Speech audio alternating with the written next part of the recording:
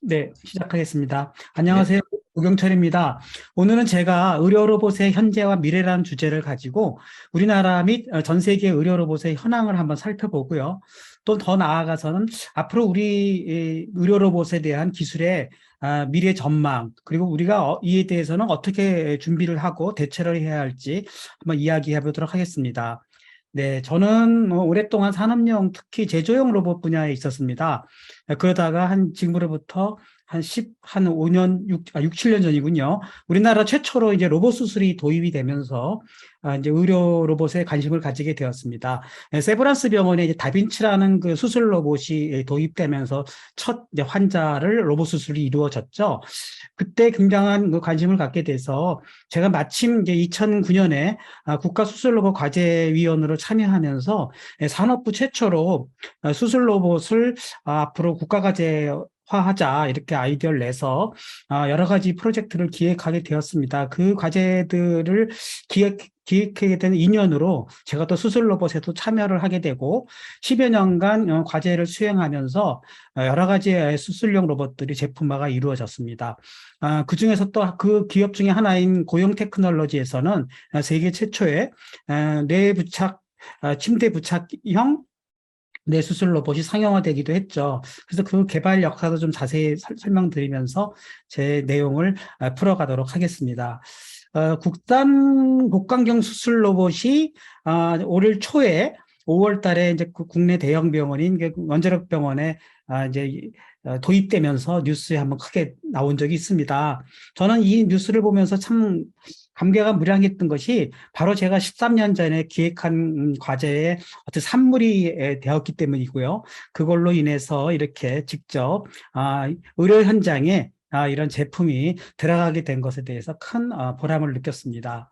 뭐 뿐만 아니죠. 고용 테크놀로지도 우리 뇌수술 로봇을 또 식약처 인증을 받아서 또 제품화가 되고 그것이 실제 우리 어린이들의 그 소아병의 중 하나인 뇌전증 이런 거에 수술에 쓰이고 있습니다. 그래서 지금 약 100여 차례 수술이 성공적으로 이루어진 상황에서도 이게 또 한번 이 부분에 대해서도 고용 테크놀로지의 어떤 이 수술 로봇에 대한 기술 개발에 제가 참여한 저로서도 또 큰 의미를 또 갖게 됩니다.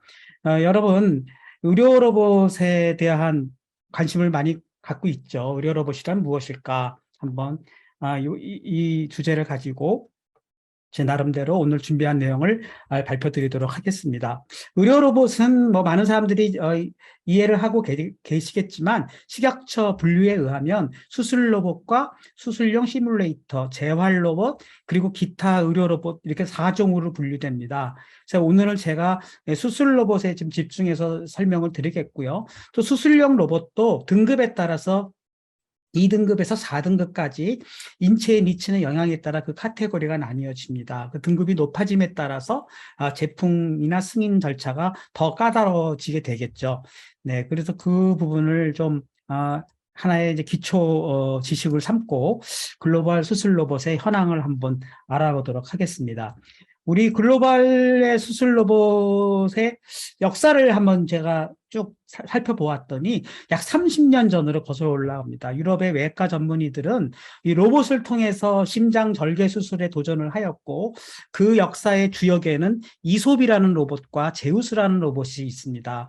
물론 이 상품화는 됐는데 크게 도입되지는 않았죠. 보급되지는 않았는데 그 후에 한 10년이 흘러서 미국에서 2000년에 최초로 FDA 승인을 받게 되는 수술 로봇이 등장합니다. 그것이 이제 우리나라에도 들어온 다빈치 시스템이라는 수술 로봇인데요.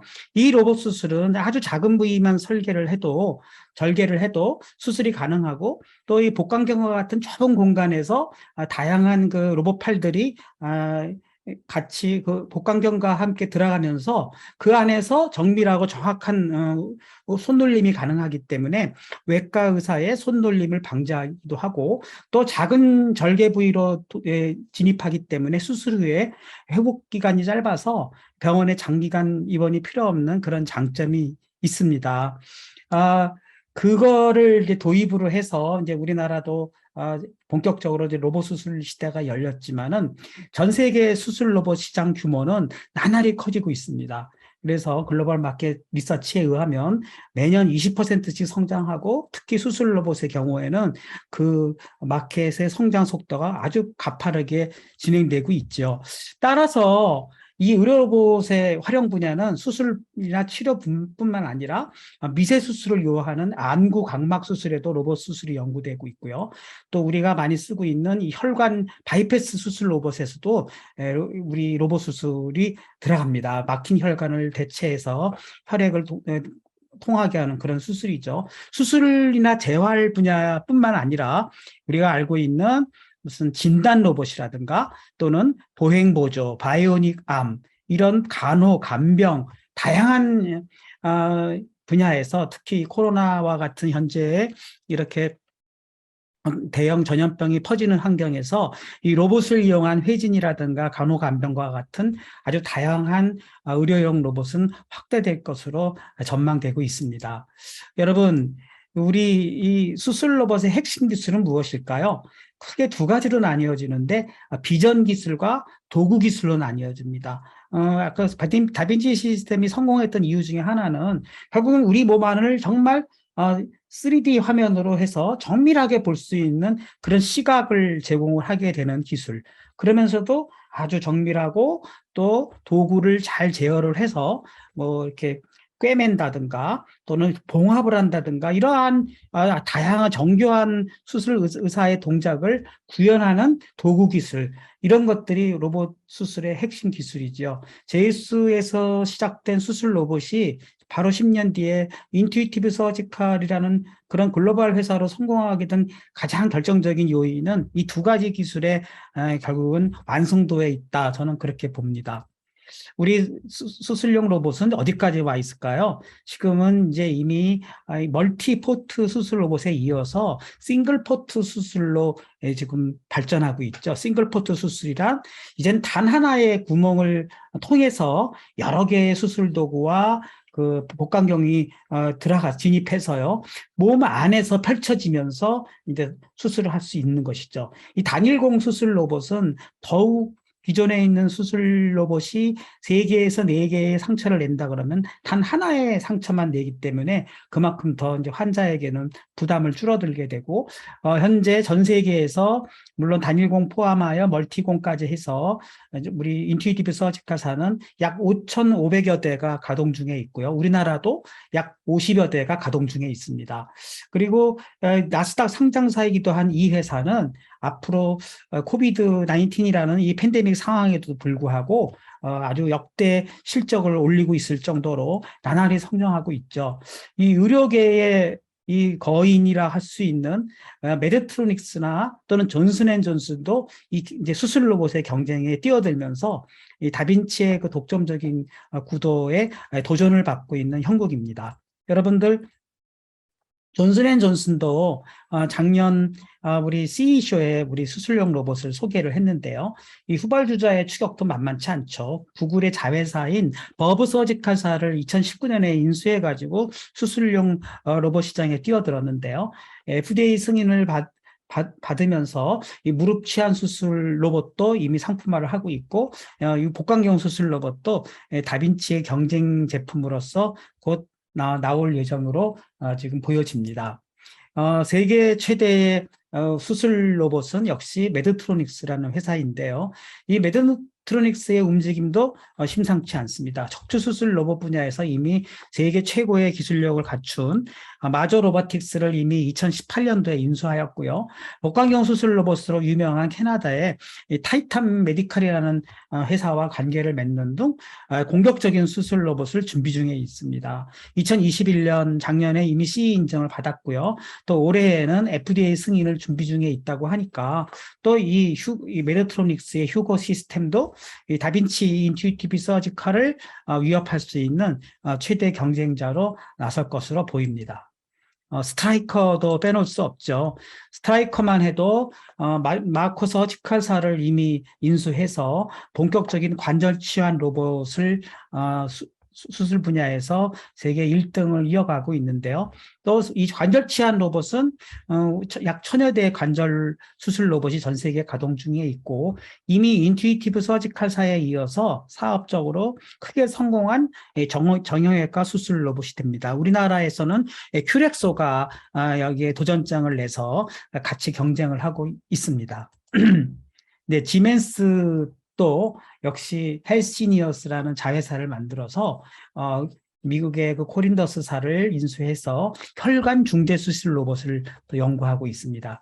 혈관 수술 분야는 역시 FDA 승인을 받고 카테타, 가드와이어, 스텐트 등을 이렇게 로봇이 제어할 수 있도록 해서 의사로 하여금 좀 더 정교하게 이 혈관 수술을 할 수 있는 그러한 수술을 할 수 있고 특히 이제 이런 카테타 수술을 로봇 수술을 함으로써 얻는 장점 중에 하나는 방사능 피폭을 피할 수 있기 때문에 우리가 의사들의 방사능을 피폭을 최소화할 수 있는 그러한 상황이 됩니다.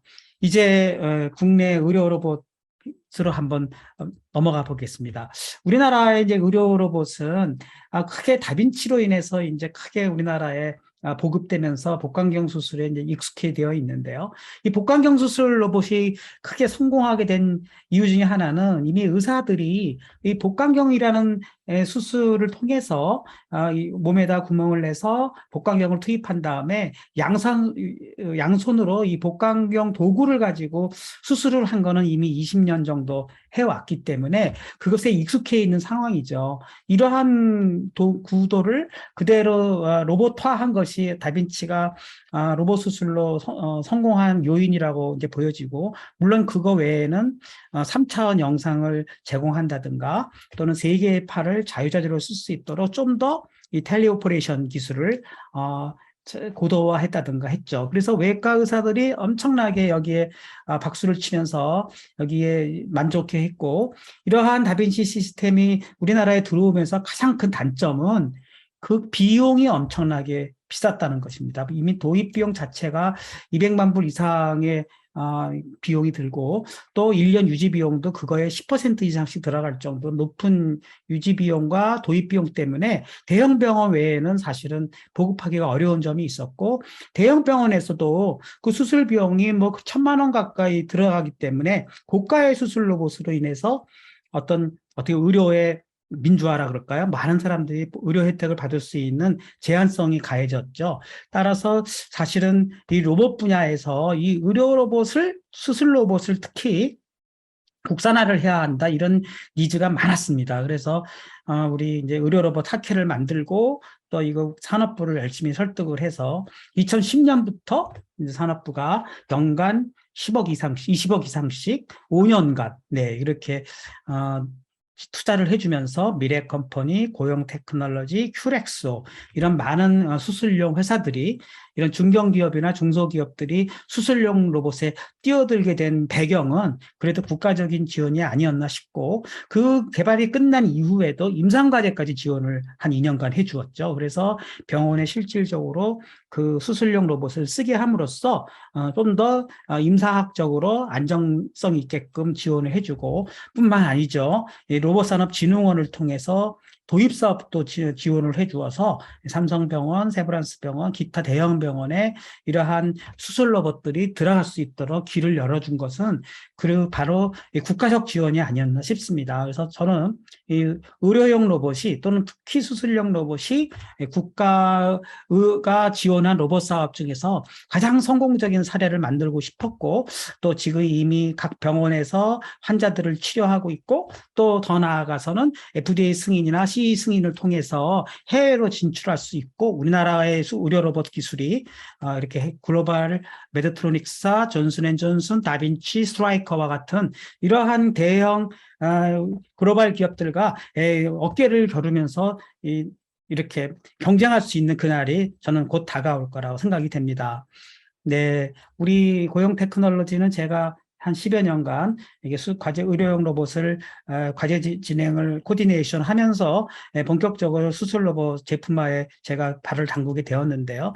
사실은 이제 고용 테크놀로지는 뭐 검사 장비 회사로서 세계 1등을 이미 하고 있는 회사입니다. 그래서 뭐 중견기업으로서 그 과학 기술, 소프트웨어 기술, 제어 기술은 뭐 세계 정상급 기술을 갖고 있는데 이러한 기술력을 가진 회사가 저는 의료 로봇을 해야 한다. 그렇게 생각을 해서 열심히 대표를 설득하여 또 산업부도 설득하고 이래서 이 검사 장비, 반도체 검사 장비 회사가 이제 의료 로봇 회사로 이제 거듭날 수 있는 그런 계기가 되었습니다. 뭐 아까 말씀드렸듯이 우리 국가과제가 2011년에 이제 우리 처음으로 이제 선정되면서 고용 테크놀로지가 의료 로봇에 대한 이제 연구를 시작했고요. 5년간 기술 개발을 성공리에 이루어서 산업부 허가를 맡았고 인증서를 받았습니다. 그리고 이후에 대형 병원과 임상 연구를 공동 진행하면서 좀 더 기술력을 안정을 시켰고요. 그리고 이제 작년부터 보급 사업을 통해서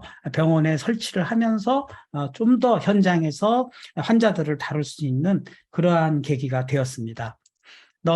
뭐, 좀 더 정확하게 말씀드리면 뇌수술 로봇인데요.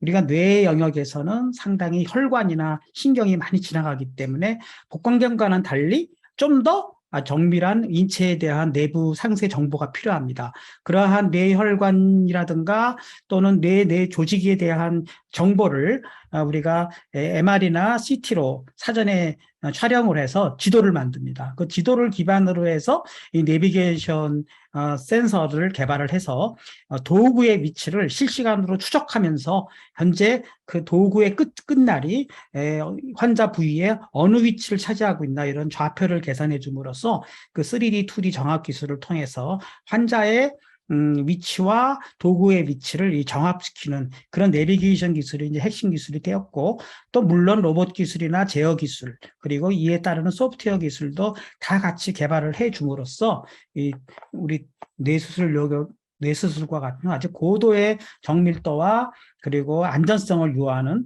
이러한 수술 로봇이 탄생하게 된 것입니다. 뭐 뿐만 아니죠. 도구들이 또 많이 필요해져서 그거에 관련된 도구들도 같이 공동으로 개발해서 전부 식약처 인증을 받는 그러한 부대 개발도 이루어졌습니다. 물론 이 핵심 기술을 전부 우리가 세계 특화를 했고 세계 최초의 원볼 마커 시스템이라는 스트라이커도 탐낼 수 있을 정도의 이런 정밀 마커를 개발을 해줌으로써 이 뇌수술 영역에서 우리가 정밀하게 내비게이션을 유도할 수 있는 이 센서까지도 같이 개발을 했고요. 물론 이것은 우리가 국가과제에 있는 목표에는 없었습니다. 근데 개발을 하다 보니까 로봇만 개발할 게 아니구나 하는 걸 알게 돼서 이렇게 센서까지도 같이 개발을 하게 되었습니다. 물론 소프트웨어 기술이 굉장히 중요합니다. 그래서 이 소프트웨어, 내비게이션 소프트웨어를 개발하기 위해서 의료용 또 소프트웨어는 별도의 또 인증을 받아야 되기 때문에 같이 인증 절차를 밟아가면서 소프트웨어의 안정성을 얼마나 입증할 수 있는지, 소프트웨어의 편의성을 얼마나 향상할 수 있는지를 계속 보고를 해 나가면서 이 다큐멘터리화를 해야 중간중간에 의료 인증을 받거나 또는 제품 인증을 받을 때 상당히 문서들을 요구합니다. 모든 IEC 요구사항이라든가 FDA 승인 요구사항에도 이런 문서의 절차적 요구를 하고 있기 때문에 이러한 부분들을 개발과 동시에 병진해 나가는 것이 매우 필요한 것입니다. 뭐 여기에 더 나아가서는 이제 인공지능 이런 소프트웨어 기술을 접목시켜야 되겠죠. 이미 미국의 브레인 랩이라든가 이런 유명한 선진 개발사들은 이미 3D 소프트웨어 기술과 그다음에 비전 기술을 이용해서 뇌의 세그멘테이션, 자동으로 인식하고 자동으로 인식을 해서 그걸 기반으로 도구의 진입 각도를 계산한다든가 또는 아주 최적 경로를 계산해주는 이러한 소프트웨어 기술들은 이미 다 성진화되어 있습니다. 그래서 우리도 이런 뇌 안에서 이런 자동으로 수술 계획을 할 수 있는 이런 소프트웨어도 같이 개발이 진행되었습니다. 뭐 아까 말씀드렸듯이 우리가 이것을 이제 뇌의 그 전체 그 지도를 알 수 있는 이런 풀브레인 맵을 만들어내는 게 굉장히 중요한데요. 이 풀브레인 맵 세그멘테이션을 통해서 약 뇌의 영역을 약 26개 영역으로 나누어 가지고 각 영역별로 우리가 자동으로 세그멘테이션을 해주고 그거에 맞는 여러 가지 경로 계획을 해주는 그러한 기술들이 필요합니다. 물론 여기에는 뇌의 그 의료용 데이터를 학습하는 그런 인공지능적인 접근도 들어가고 있습니다. 아까 말씀드렸듯이 홀 브레인 세그멘테이션을 통해서 그 뇌에 우리 수술해야 할 영역들을 세그멘테이션 해주는 컴퓨터 비전 기술도 열심히 개발되어야 되는 부분이 되겠습니다. 그리고 스컬 베이스 세그멘테이션이라고 해서 뇌 조직에 있어서 이 스컬, 우리가 뼈죠. 이 뼈 영역을 따로 추출해주는 그러한 소프트웨어 기술도 굉장히 동시에 연구되고 있습니다. 뿐만 아니죠. 이제 모든 기술 개발이 끝났다고 해서 그것이 그대로 그냥 R&D로 끝나버려서는 아무 의미가 없는 것이지 않습니까? 그러니까 R&D는 곧 제품으로 이어져야 되기 때문에 인허가와 사업화가 뒤따라야 되고, 인허가와 사업화에는 엄청난 아까도 말씀드렸듯이 요구사항들이 있습니다. 그 요구사항들을 맞춰서 그 절차적 획득 프로세스를 준수해 가면서 같이 시험원이라든가 또는 우리 인증원들하고 같이 병행해 나가면서 시스템을 구축해 나가야지, R&D를 다 개발한 다음에 제품화하는 과정에서 그 엄청난 그 인증 문턱을 넘으려면은 다시 그 기간이 또 필요할 수가 있는 것이죠. 그래서 그런 것들을 최소화하기 위해서 R&D와 함께 의료용 제품의 기술 개발에는 이렇게 의료 인증을 받기 위한 절차를 준수해 가면서 개발해야 된다는 것을 앞으로 여러분들 오늘 들으시는 분들 중에서 의료용 로봇이나 이거에 관련된 연구 개발을 한다는 분들이 계시다면은 저는 꼭 이것을 강조하고 싶습니다. 그래서 이러한 부분에 대한 준비 같은 것은 뭐 이런 것은 노하우이기 때문에 우리가 의료 로봇 산업협의회를 만들어서 이런 것들은 각 사가 국가의 지원을 받아서 터득한 하나의 기술이기 때문에 공유할 것은 공유하자, 이래서 우리가 서로 의료진 인증 절차 같은 프로세스들은 서로 공유하려고 합니다. 그래서 연락을 주시면은 얼마든지 이러한 인증 절차나 요구 문서, 이런 레귤레이션에 관련된 글로벌 수준의 이러한 것들은 전부 정보를 제공할 용의가 있습니다. 네, 뭐 의료기기 국내 인허가 물론 우리나라도 상당히 이제 수술 로봇, 특히 다빈치가 또는 마조와 같은 외국산 로봇들이 이렇게 우리나라에 막 들어오면서 사실 식약청이나 또는 우리나라에 관련된 이러한 기관에서도 시험원에서도 상당히 적극적으로 도와주고 있습니다. 그래서 이렇게 여러 가지 성능 검사나 또는 의료 규격을 획득하는 데 있어서 기간이 굉장히 예전에는 길어가지고 의료용 로봇을 하나 개발하려면 뭐 10년 이상 걸린다, 뭐 이런 말이 나올 정도로 굉장히 시간과 투자가 많이 필요했는데, 지금은 이제 국가에서도 상당히 지원에 적극적이기 때문에 그 기간들이 점점 짧아지고 있습니다. 지금 병원에 설치되어 있는 현황을 말씀드리면은 현재 성공적으로 수술 로봇들이 지금 케이스들이 지금 진행되고 있고요. 우리가 이것을 비급여 수가로 코드를 만들어서 심평원에서 이미 행위 수가로 신청 중에 있고, 이거 수술을 통해서 많은 환자들이 이제 급여로 수술을 할 수 있도록 또 신청을 하고 있습니다. 네, 그리고 삼성병원의 데모 장면을 지금 한번 보여드리면, 지금 잠깐 이거는 지금 데모 장면보다는 그냥 제품의 소개 영상인데요. 아까 말씀드렸듯이 인간에게 우리의 첨단 로봇 기술을 인류에게 공헌할 수 있는 분야가 어느 분야일까? 저는 당연히 의료용 분야라고 생각하고, 특히 이제 3D 측정 기술과 그리고 환자의 어떤 소프트웨어 데이터들을 기반으로 해서 환자의 영상을 만들어내고 그러한 소프트웨어를 기반으로 해서 제품을 구성하는 거기 때문에, 의료용 로봇을 개발한다는 것은 뭐 말 그대로 뭐 소프트웨어 기술, 센서 기술, 로봇 기술, 이런 것이 전부 인티그레이티드, 아주 종합적으로 이것이 시스템화가 될 수 있을 때 이것이 결국은 시스템 인티그레이션이 되는 기술이 결국은 의료용 로봇의 완성도를 높이는 기술이 아닌가 싶고, 특히 의료 환자의 좁은 영역에서 뇌와 같은 이러한 좁은 혈관들을 피할 수 있는 수술용 로봇을 순수 우리 국내 기술로, 그리고 또 국가의 지원을 받아서 산학연으로 협동체제를 통해서 이 로봇 수술을 제품화했다는 측면에서 저는 굉장히 의미 있는 그러한 사례가 아닌가 싶습니다. 네. 그래서 이걸 통해서 이제 말씀드렸듯이 좀 정리해 드리자면, 센서와 로봇 그리고 소프트웨어 이 세 가지 기술이 이러한 과제를 통해서 또 제품화를 통해서 저는 이제 구축되었다고 생각이 됩니다. 물론 뭐 제가 오늘은 고용 테크놀로지의 뇌수술 로봇만 소개를 했지만, 이거와 더불어서 미래 컴퍼니사에서 개발한 국내 최초의 복강경 수술 로봇, 세계에서 세 번째로 인정을 받았다고 합니다. 그래서 그런 복강경 수술 로봇도 지금 잘 연구 개발이 돼서 지금 우리나라 국내 병원에 설치되고, 또 최근에 뉴스를 보니까 우즈베키스탄 이런 해외에도 수출을 하게 된 것을 확인해 볼 수가 있었습니다. 네, 이제 조금은 이제 미래 방향에 대해서 두 번째 주제로 넘어가 보도록 하겠습니다. 사실 의료용 로봇이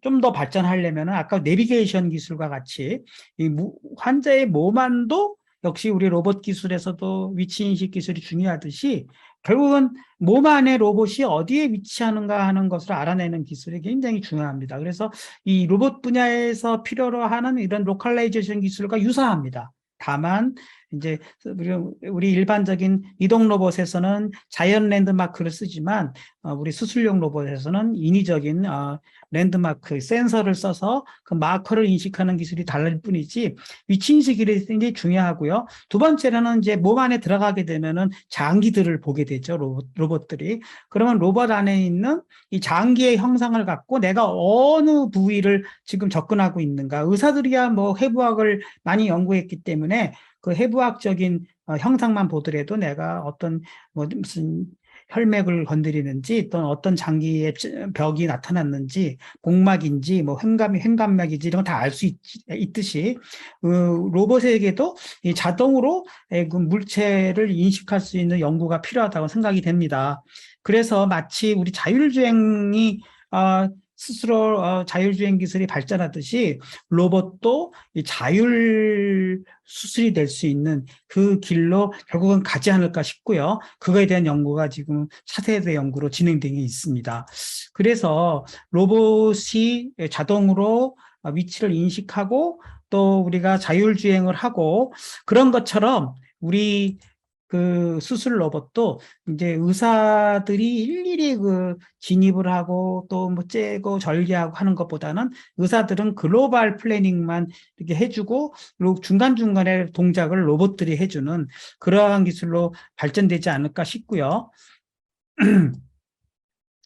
따라서 로봇들의 그 의사들의 그 행위, 네, 그 수술이 얼마나 잘 됐는가, 또 수술이 너무 이렇게 좀 시간이 많이 끌었나 하는 것들을 평가하기 위해서, 요거는 어느 선생님의 실질적인 1년간 우리 로봇 수술을 이용해서 그 수술을 했던 궤적들을 데이터화를 했는데, 상당히 데이터가 잘 된 경우, 전문가인 경우, 초보인 경우에 이런 어떤 응집도가 평가되는 그러한 기술도 지금 연구가 되고 있습니다.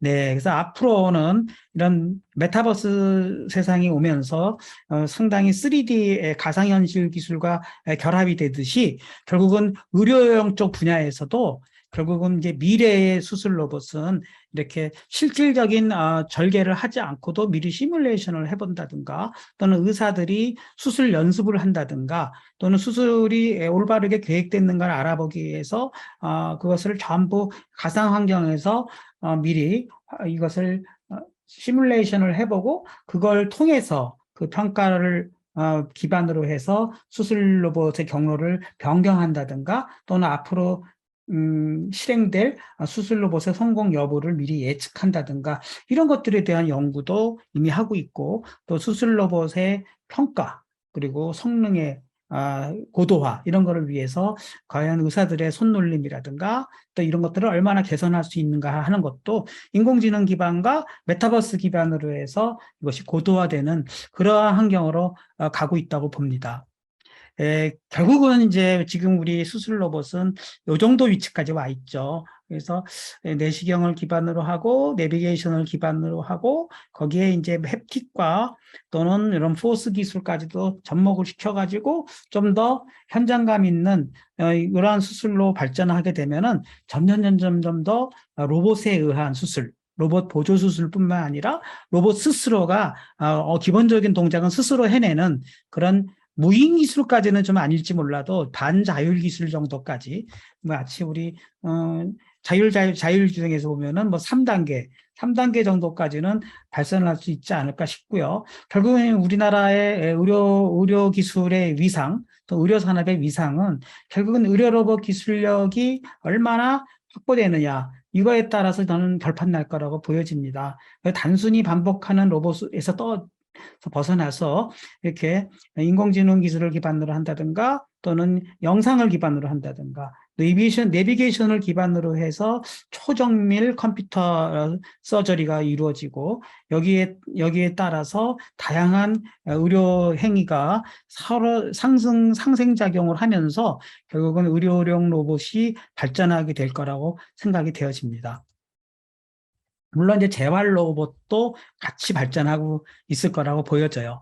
재활 로봇도 우리 각종 그 인체 장기를 대체한다든가 또는 우리의 여러 가지 그 장애인들의 재활 활동을 도와주는 그러한 로봇들이 여기저기에서 좀 활용이 되고 있고요. 의료 수술 로봇과 더불어 이 재활 로봇도 지금 많은 인정을 받고 있고 이것들이 좀 더 인간의 모습을 한 그러한 인간형 휴머노이드의 개발도 굉장히 중요하지만 인간을 보조해주는 그러한 인체 복합형 그러한 로봇도 상당히 앞으로 활용될 것이라고 저는 기대를 합니다.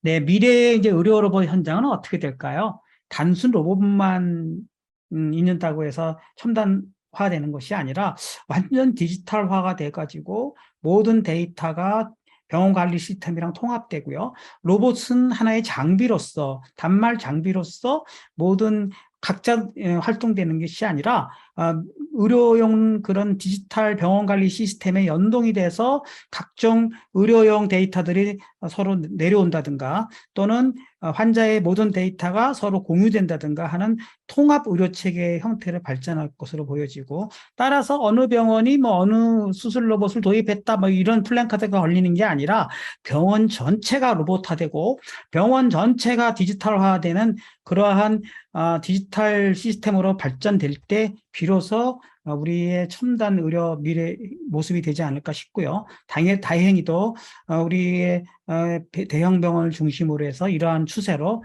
저는 발전하고 있다고 보여집니다.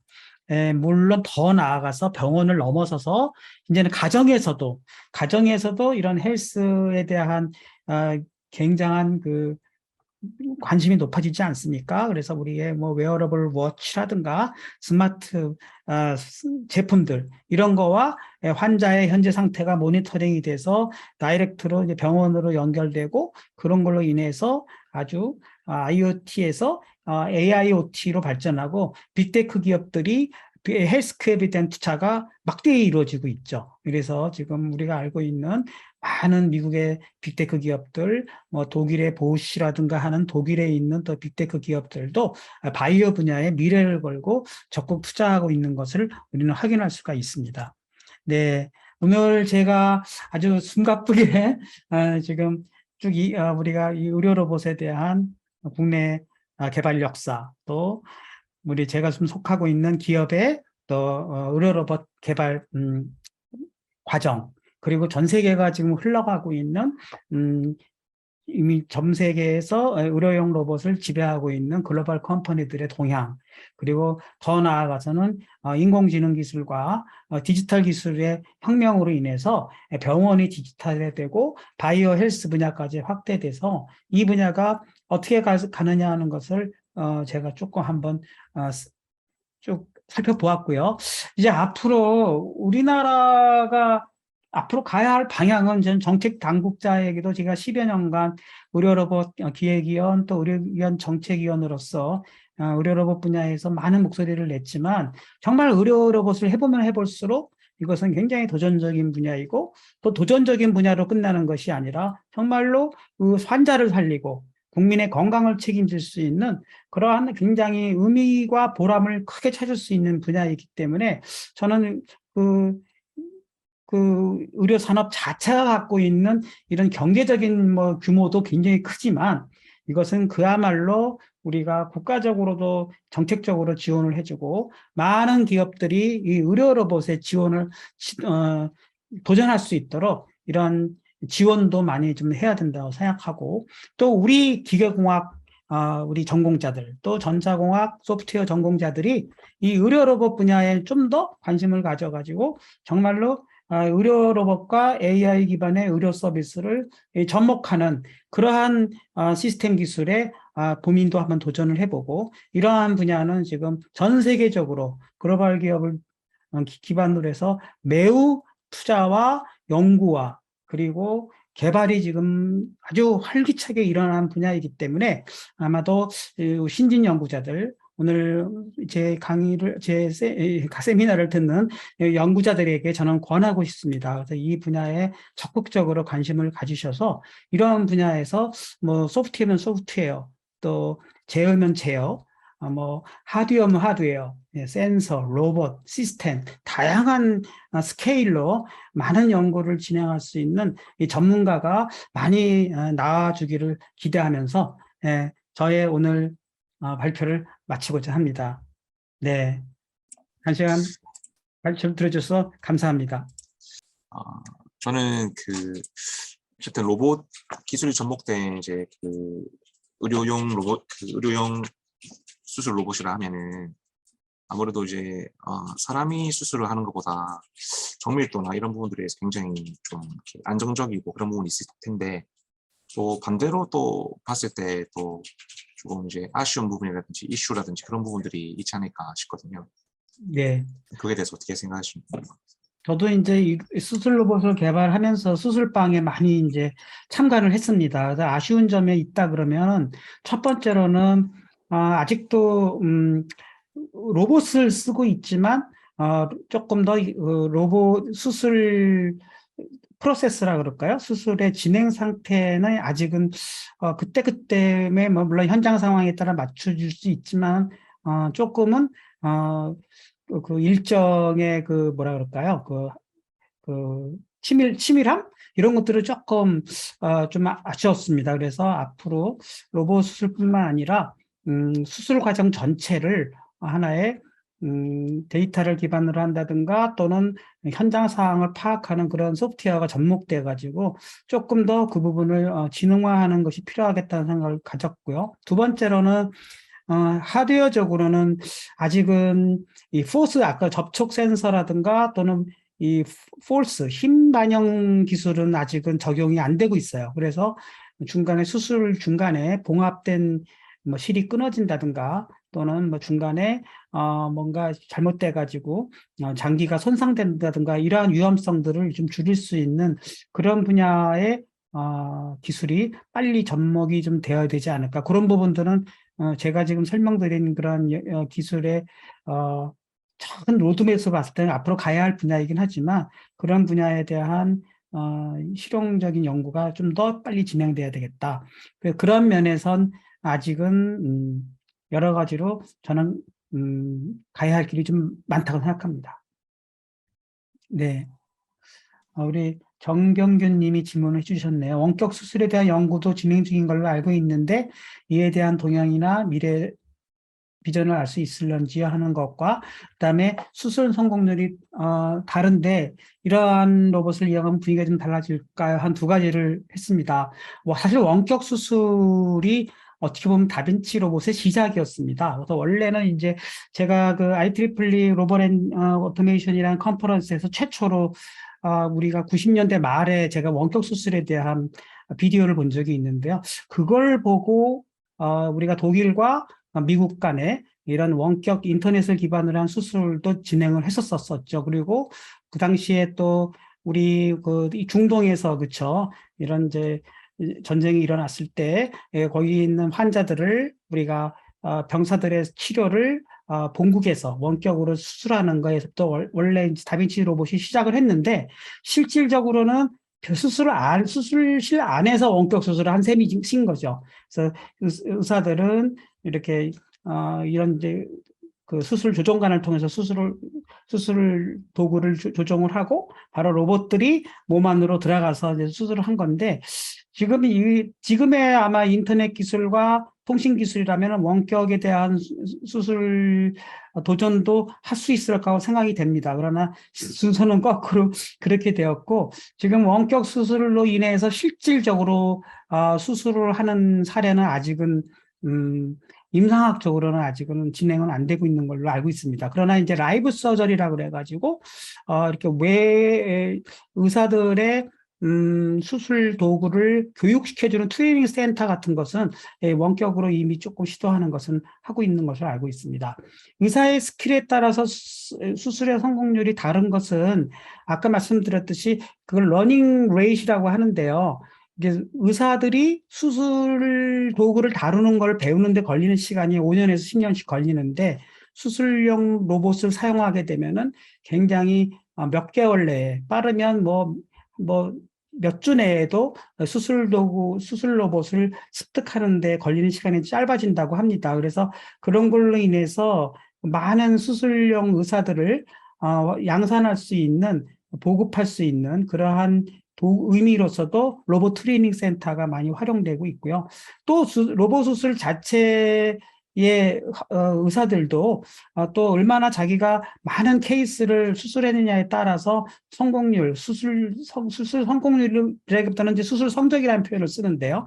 수술 성적이 조금씩 차이는 납니다. 그래서 그런 면에서 계속 그 로봇 수술 협회라든가 또는 의료 로봇 협회를 통해서 의사들이 그 수술 로봇 하는 의사들은 특히 자기의 그 노하우나 또는 경험치들을 공유해 줌으로써 다른 의사들이 이런 경우에 이렇게 하니까 상당히 도움이 되더라 하는 식으로 어떤 의료 현장에서의 경험을 공유하는 그러한 사이트들이 많이 활용성이 있기 때문에 방금 질문해 주신 것처럼 어떤 의사의 스킬에 따르는 어떤 환자의 그러한 수술 성적을 조금 더 이렇게 좀 균등하게 할 수 있는 그러한 이점도 저는 있다고 봅니다.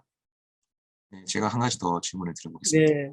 네, 그 향후에는 어쨌든 로봇 기술이 더 발전이 되어서 완전한 무인까지는 좀 쉽지 않겠지만 어쨌든 그렇게 간다고 했을 때 안정성 및 성공률이 높아질수록 이제 현재 이제 수술을 담당하고 있는 전문의들의 그런 자리들이 아무래도 점점 좁아지지 않을까 이런 생각이 들거든요.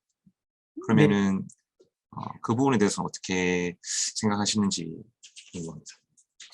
저는 이제 그러한 질문을 많이 받는데요. 실은 우리 의료로봇 학회에 지금 참여하고 있는 의사 선생님들조차도 본인들도 앞으로의 수술은 로봇에게 맡기고 본인들은 좀 더 환자의 그 수술 계획을 짠다든가 또는 환자의 중간중간에 수술을 하면서 이어지는 중요한 결정들만 내리는 그러한 걸로 가야 된다고 보여지고 특히 외과 의사 같은 경우는 자꾸 이제 레지던트 전문의들 수련의들의 지원율이 떨어지고 있습니다. 그 이유가 뭐냐면은 그만큼 힘들고 한번 수술을 하게 되면은 거의 넉다운이 될 정도로 그 체력 소모가 굉장히 크다고 합니다. 그리고 저도 실제 병원 수술실에서 느껴지면은 그분들의 그 2시간, 3시간 동안의 그 집중도 그런 것들의 한 70%는 전부 로봇 수술의 보조 로봇 수술이라든가 또는 조금 더 일부 자율화된 수술 로봇으로 진행된다고 한다 그러면은 오히려 수술 의사들의 버든이 줄어들면서 진짜 필요한 분야에 환자를 살리는 분야는 외과 분야가 아니겠습니까? 물론 내과도 당연히 환자를 살리는 분야인데 많은 의사들이 지금 내과, 외과 외에 우리가 말하는 뭐 예를 들면 성형외과라든가 또는 뭐 기타 미용에 관련된 분야로 많이 가는 이유 중에 하나가 실제로 환자의 생명을 다투는 이런 의료 현장 또는 이 정말 사투를 벌리는 이런 수술실에서의 많은 의사들이 그 수련의들을 더 많이 우리가 확보한다는 차원에서도 저는 의료 로봇이 거꾸로 역설이라고 볼 수 있죠. 의사들의 일자리를 뺏는 게 아니라 오히려 의사들의 역할을 더 올려줌으로써 의사의 전문성을 더 높일 수 있는 그러한 기여를 할 수 있다고 생각합니다. 네, 감사합니다. 네, 혹시 교수님께서 오늘 이제 준비하신 내용 외에 또 혹시나 소개해 주시고 싶은 혹시 내용이 있으시면은 지금 저희가 시간이 조금 남아 있어서 조금 이제 추가적으로 이렇게 말씀해 주셔도 좋을 것 같습니다. 그럴까요? 네네. 제가 맨 처음에 의료 로봇을 시작할 때 이쪽 분야에 관심을 갖게 된 가장 큰 이유는 바로 이 의료 로봇이 갖고 있는 어떠한 생명력, 그것이 바로 뭐냐면은 그 의료 현장과 수술 로봇 분야의 가장 특징적인 분야 중에 하나가 안전성 분야입니다. 그래서 여러분들이 다른 분야에서도 상당히 그 신뢰성이나 안전성에 대한 연구를 많이 하고 있겠지만은 우리 의료 로봇에서는 이런 안정성을 보다 객관적으로 증빙할 수 있는 그런 규격과 그리고 시험 기준들이 다 정해져 있습니다. 그래서 우리가 어떤 면에서는 의료 로봇이나 또는 수술 로봇의 연구를 진행하기 위해서는 의료 분야에 대한 제도적인 어떤 규격이 뭐가 있는가, 또 표준은 어떻게 표준화되어 있고, 또 개발 과정에 있어서 소프트웨어나 또는 도면들은 어떤 식으로 준비를 해가지고 그것들에 대해서 최소한 그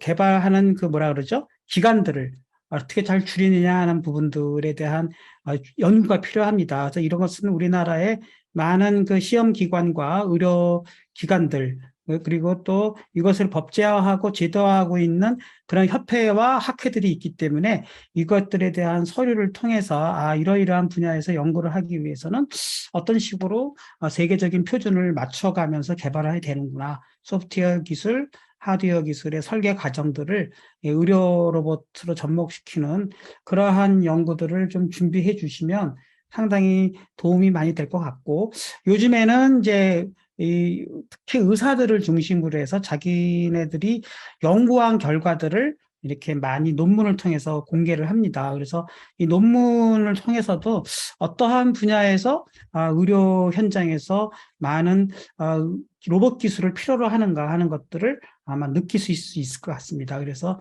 우리 공학자들은 자꾸 이제 자기의 어떻게 보면 이제 수요자들, 내 기술을 쓸 수 있는 수요자들을 잘 연구해야 되는데 바로 이 의료 로봇 분야는 의사들이 수요자들이거든요. 그러니까 의사 선생님들하고 자꾸 잦은 접촉을 갖고 의사와 공학자가 서로 같이 만나서 하고 있는 학회, 의료 로봇 학회, 재활 로봇 학회, 이런 학회 활동을 통해 가지고 의사 선생님들을 만나고 또 의사 선생님들이 필요로 하는 그런 분야가 결국은 우리가 해야 할 방향이 되기 때문에 이러한 방향성적인 측면에서 여러분들이 많은 다양한 보이스를 들을 수 있는 게 아닌가 싶습니다. 네, 이 정도로 네. 아마 마무리 될 것 같습니다. 네, 감사합니다. 네, 교수님께서 이제 저희가 이제 평소에 관심이 이제 있는 분야지만 잘 몰랐던 분야에 대해서 좀 체계적으로 설명을 잘 해주셔가지고 저희도 이제 웨비나를 들으면서 또 많은 것을 알게 되고 또 배우게 되는 좋은 시간이 되었던 것 같습니다. 저희가 이제 준비한 시간이 다 되어서 이제 여기서 이제 메리 웨비나를 마무리하려고 하는데요. 그러면은 교수님께서 이제 마무리해 주시고 오늘 웨비나 이제 마치고 또 향후에도 또 좋은 기회를 만들어서 교수님을 또 모실 수 있기를 기대합니다.